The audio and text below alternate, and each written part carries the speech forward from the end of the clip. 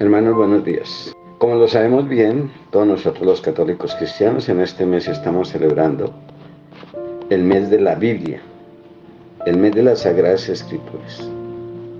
Recordemos también que nosotros como católicos cristianos, cuando estamos leyendo las Sagradas Escrituras, estamos hablando con Dios.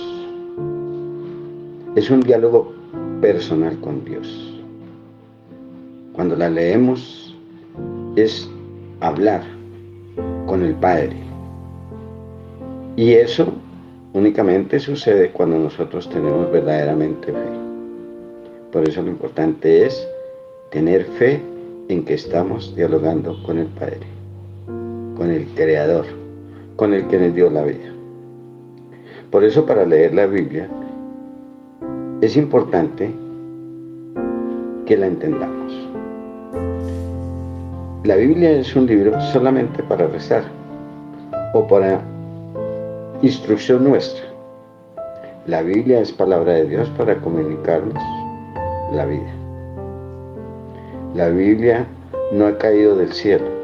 En ella hay libros que se reunieron pacientemente a lo largo de siglos en el seno del pueblo de Dios, gracias a la fe de sus memorias más consistentes. Durante unos 18 siglos, desde Abraham hasta Jesús, el pueblo de Israel descubrió, cada vez con mayor lucidez, que el Dios único se había ligado a él. Las experiencias de la comunidad nacional, los llamados de esos hombres, denominados profetas, que hablaban de parte de Dios, las inquietudes que se desarrollaban entre los creyentes. Todo esto pasó de una u otra manera a esos libros y fueron los responsables religiosos de Israel los que recibieron, exigieron y acreditaron estos libros, integrándolos al libro sagrado. Así se formó el Antiguo Testamento de la Biblia. Testamento se refiere a que estos libros eran como la herencia más preciosa entregada por Dios a su pueblo escogido. Después de tantas experiencias llegó para el pueblo de Israel un tiempo de crisis en que Dios quiso llevarlo de una vez a la madurez de la fe. Para eso vino Jesús. Con él se llevó a cabo la experiencia más trascendental de toda la historia. Jesús, sus esfuerzos para salvar al pueblo judío de una destrucción inminente y su rechazo, su muerte y luego su resurrección. Esta fue la última palabra de Dios. La trayectoria de Jesús originó la predicación de la Iglesia y los libros que en ella se escribieron.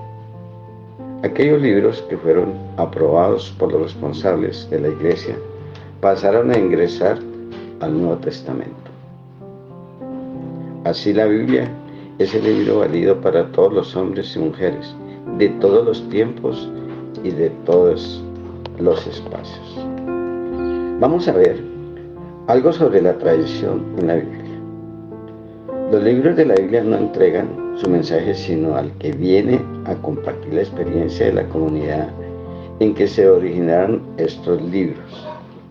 Hay una manera de entender la Biblia que es propia del pueblo de Dios. Es lo que llamamos la tradición del pueblo de Dios. Jesús recibió de su propia familia y de su pueblo esta tradición. Luego enseñó a sus apóstoles una nueva manera de comprender esta historia sagrada. Por eso se habla de la tradición de los apóstoles o de tradición de la Iglesia. Para entender bien la Biblia, no podemos fiarnos de cualquier predicador que la tira por su lado. Debemos recibirla tal y como la entiende la Iglesia Católica, que fundaron los apóstoles y que siempre se fijó en sus normas. Para eso tenemos el canon de la Biblia. El canon bíblico es el catálogo de los 73 libros del Antiguo y Nuevo Testamento, que forman la Biblia y que la Iglesia ha declarado como divamente inspirados. Y repito, para que lo aclaremos, y que la Iglesia la ha declarado como divinamente inspirados. En total, hay 4 cánones o listas oficiales de libros de la Biblia. Junto con el católico se encuentra el canon de los judíos. Solo se aceptan 39 libros del Antiguo Testamento. No se acepta ningún libro del Nuevo Testamento. El canon de los protestantes. Solo se aceptan 39 libros del Antiguo Testamento y 27 del Nuevo. En total, 66 libros. Los que se excluyen son los llamados deuterocanónicos, presentes en la Biblia católica.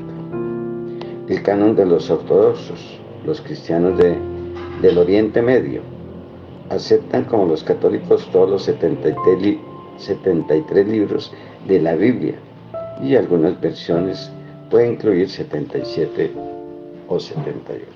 También vamos a ver los libros de la Biblia. Antiguo Testamento, 46 libros en 4 grupos. Estos grupos son Pentateuco, libros históricos, libros poéticos y sapienciales, libros proféticos. Y encontramos el Nuevo Testamento, 27 libros. Ahí están incluidos los evangelios, Mateo, Marcos, Lucas y Juan.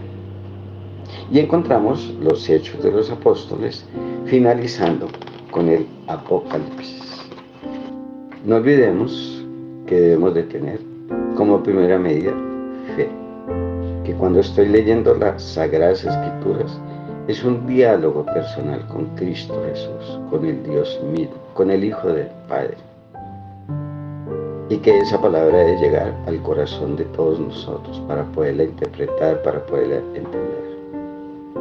No olvidemos que también nosotros los católicos tenemos la Lectio Divina, debemos observarla.